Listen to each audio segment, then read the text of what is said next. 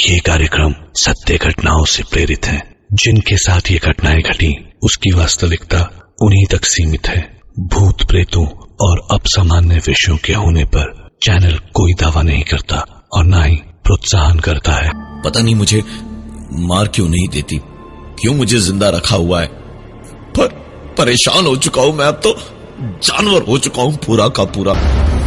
जिस हाथ में मैंने ब्लेड पकड़ा था वो हाथ ऐसे मुड़ता गया कि जैसे अब हड्डी कड़क के बोलेगी और मैं चीखूंगा और चिल्लाऊंगा।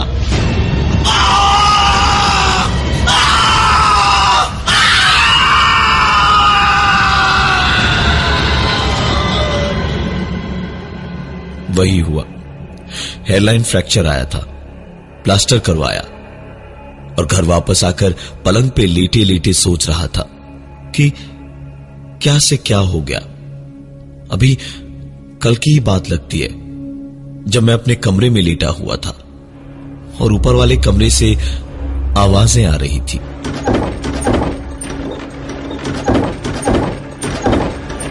ऊपर के कमरे का दरवाजा जोर जोर की आवाजें कर रहा था।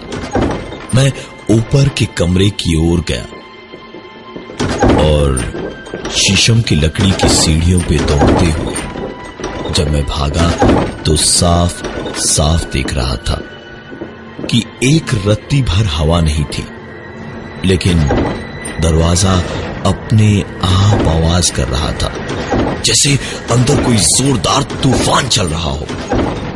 मैंने भागकर दरवाजे के दोनों पलड़ों को पकड़ा और उन्हें रोकने की कोशिश की, लेकिन मेरी पूरी मजबूत पकड़ के बावजूद बड़ी मुश्किल से मैं दरवाजों को आवाज करने से रोक पाया। और इसी वक्त मैंने दांत पीसते हुए कहा, जाओ यहां से, अब तुम जिंदा नहीं हो। आखिरी बार कह रहा हूं, चली जाओ यहां से। मैंने इतना कह के दरवाजे की कुंडी अच्छे से लगाई और वापस नीचे अपने कमरे में आया और कमरे के दरवाजे की कुंडी लगा के पलंग पर लेट गया। मिर्गी के दौरे पड़ते थे मुझे कभी कभी, और जब जब ऐसा होता था तो अच्छे अच्छों के पसीने छूटते थे। देखते ही देखते मैं पलंग पर लेटे लेटे ही अचानक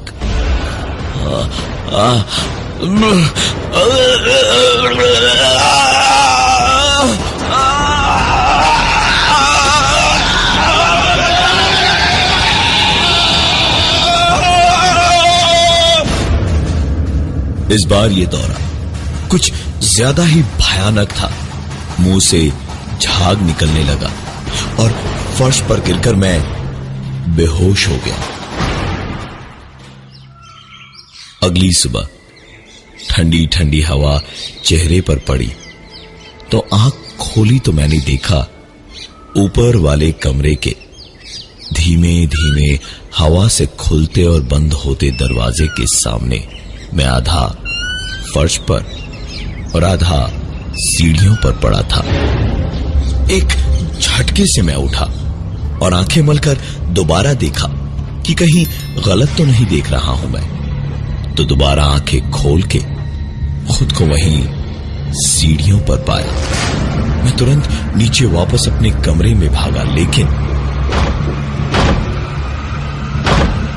दरवाजा जो मैंने रात को अंदर से बंद किया था वो अभी भी अंदर से ही बंद था। मैंने लाख कोशिश की दरवाजे को खींच के धक्के देकर खोलने की, लेकिन दरवाजा नहीं खुला। आखिरकार मैंने साफ साफ सुना कि कोई चलता हुआ दरवाजे तक आया और फिर दरवाजे को अंदर से किसी ने खोला और वापस अंदर ही भाग गया। दरवाजे को हल्का सा धक्का दिया तो मैंने दरवाजे के खुलते ही किसी के पैर देखे जो पलंग के नीचे छुपने से ठीक पहले दिखे थे मुझे। मैं अंदर नहीं गया।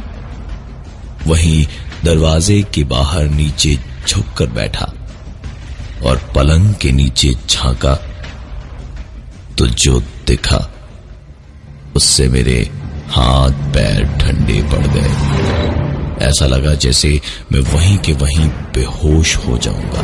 बदन पर काबू नहीं था। अंधेरा सा छाने लगा था। पसीना रुकने का नाम नहीं ले रहा था। मैं 2 ही पलों में हांफने लगा क्योंकि पलंग के नीचे 2 आधी सड़ी गली लाशें पड़ी थी। मैं तुरंत किसी तरह वहां से उठा और बाहर भागा और भागते भागते सीधे पंडित जी के घर गया। उन्हें जबरदस्ती तुरंत घर लेके आया। घर में पूजा पाठ करवाई और तब कहीं जाकर सुकून आया। 1 महीने तक और कुछ भी नहीं हुआ घर में। एक दिन जब मैं अपने खेतों में दोपहर में गया तो देखा जमीन से एक कपड़े का टुकड़ा निकला हुआ था। मैंने पूरी ताकत लगाकर उसे जोर से खींचा तो उसके साथ में कुछ निकला जिसे देखते ही मेरे होश उड़ गए, क्योंकि उस कपड़े से बंधी हुई जो चीज बाहर निकली वो कुछ और नहीं, किसी इंसान की हड्डी थी। मैंने तुरंत उसे मिट्टी में गाड़ दिया और जब पूरे खेत पर नजर दौड़ाई तो पाया कि पूरे खेत में वैसे ही कपड़े जगह जगह से निकले हुए थे। दौड़ा भागा मैं तुरंत वापस घर आया। मुझे इंतजार था तो बस रात का। जैसे ही रात का अंधेरा घिरा मैं छुपते छुपाते अपने खेतों में पहुंचा और सबसे पहले मैंने एक बड़ा सा गड्ढा खोदा।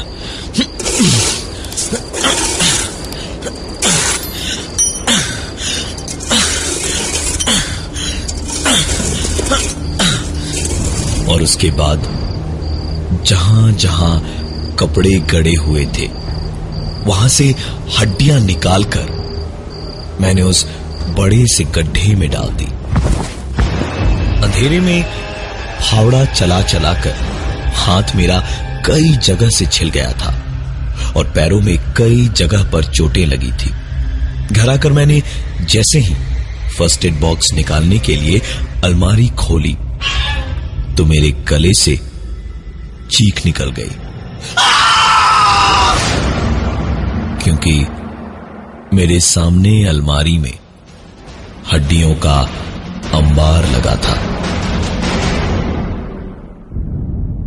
घर के अंदर अलमारी में ऐसा नजारा देखकर मैं पूरा बर्फ जैसा ठंडा हो गया। मैं वहां से वापस बाहर भागा और अपने कमरे में आकर दरवाजे को मैंने बंद कर लिया। हांफते हांफते मैंने अपनी सांस संभाली, वरना फिर से मुझे मिर्गी का दौरा पड़ जाता। चुपचाप बैठ के कुछ देर दिमाग शांत करने की कोशिश की तो कमरे की ट्यूबलाइट आवाजें करने लगी।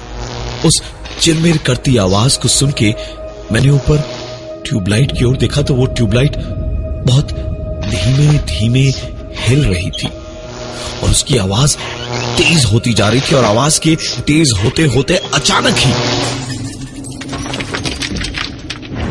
ट्यूबलाइट जोर की आवाज से फटी और फर्श पर कुछ गिरा। कमरे की बत्ती तो बंद हो गई थी। मोबाइल की टॉर्च जलाकर देखा तो फर्श पर अधजली सी कुछ हड्डियां पड़ी हुई थी। अब इस कमरे में रुकना नामुमकिन था। मैं तुरंत घर से बाहर भाग गया और पूरी रात बाहर चबूतरे पर ही बिताई। वापस अंदर जाने की हिम्मत नहीं थी मुझ में। अगले 1 महीने तक वक्त डरते घबराते हुए बीता, पर कुछ भी दिक्कत नहीं हुई। एक दिन की बात है, मैं घर पे ही था और खेत पर नहीं गया। चावल निकालने के लिए बड़े ड्रम के अंदर मैंने हाथ जैसे ही डाला और कटोरी में चावल निकाला, ठीक उसी समय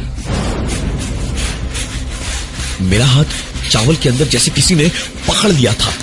मैं पूरी ताकत से अपना हाथ छुड़ाने की कोशिश करता रहा, लेकिन दूसरी तरफ चावलों के अंदर से भी जैसे कोई और ज्यादा ताकत लगाकर मेरा हाथ घसीटते हुए मुझे अंदर की ओर खींच रहा था। और आखिरकार मैंने अपनी पूरी जान लगाकर एक झटके से अपना हाथ बाहर खींचा तो मेरी आंखें जैसे यकीन ही नहीं करना चाहती थी कि ये क्या हो रहा था।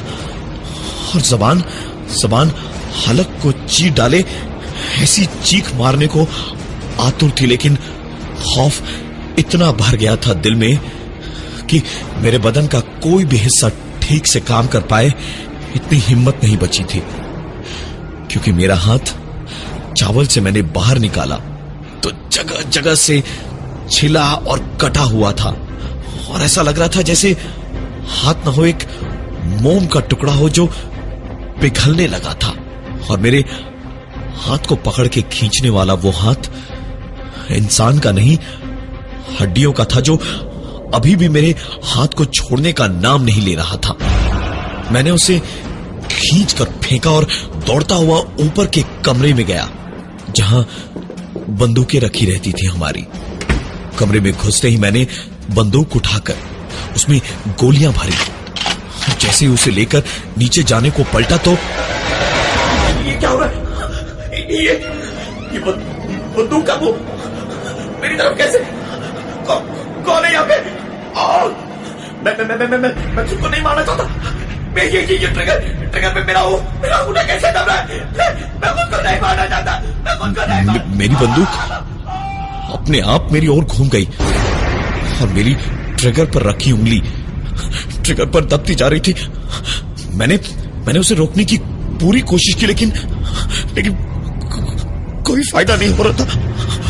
पूरी ताकत लगाकर जब मैंने अपनी उंगली हटाने की कोशिश की तो अचानक मेरी ट्रिगर पर दबती हुई उंगली पूरी की पूरी मुड़ गई।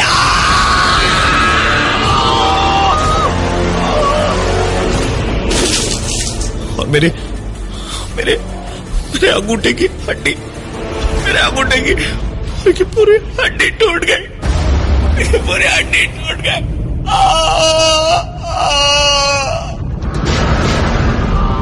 मैंने तुरंत बंदूक फेंक दी और घर पे ताला लगा के हॉस्पिटल चला गया।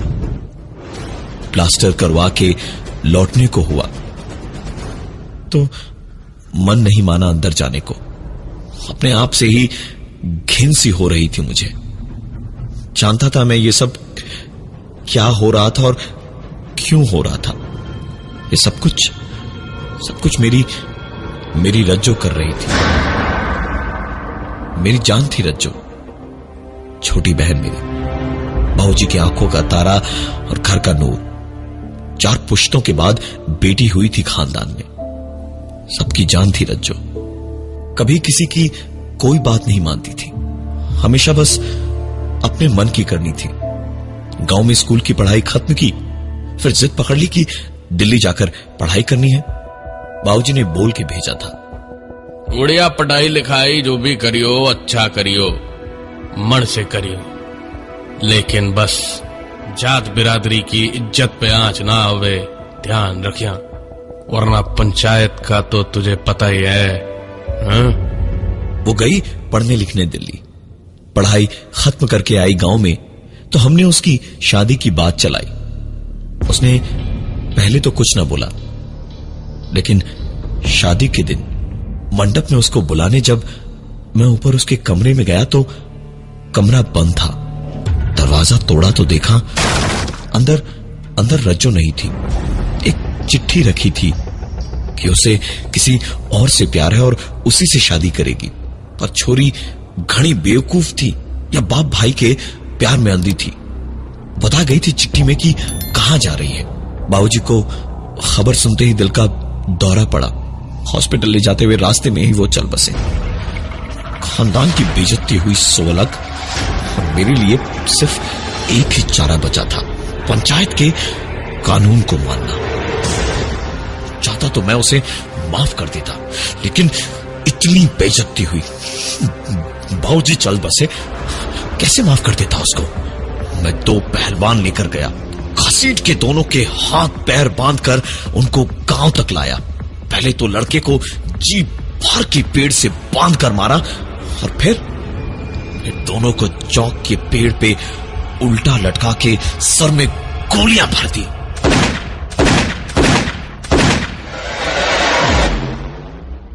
रज्जो को मेले से लाके दी हुई पायलों की आवाज आज भी सुनाई देती है। उसके बनाए खाने की खुशबू आज भी आती है, लेकिन क्या करूं। जो होना था सो वो तो हो गया। 3 महीने बाद जब मैं घर लौटा, ये सोच के कि सब ठीक हो चुका होगा, तो अब तो बातें और बढ़ गई थी। वो मानती ही नहीं है, ना सुकून से जीने देती है, ना मैं खुद को मारना चाहूं तो मुझे मरने देती है। इस घर से निकलने की कितनी भी कोशिश करूं, पर मैं निकल नहीं पाता। कुछ खाऊं तो उल्टियां करके खून तक आ जाता है। हफ्तों तक बिना खाए सिर्फ पानी पी के जीता हूं, और जब लगता है कि मौत नजदीक है तो कोई ना कोई खाना खिला जाता। मैं इस घर में बंद मेरी मौत के लिए तरस रहा हूं, माफी के लिए नहीं। और ये सब कोई और नहीं,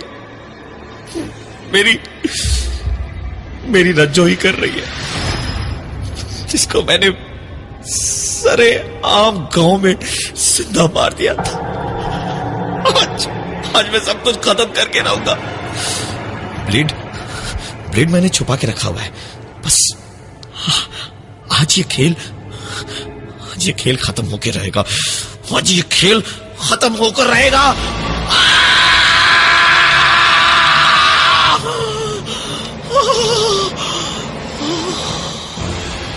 इतना सब कुछ करने के बाद भी मैं खुद को नहीं मार पा रहा।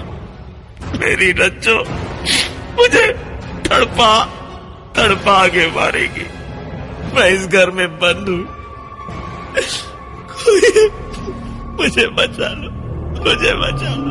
भैया मेरे राखी के बंधन को। ये थी आज की एक कहानी ऐसी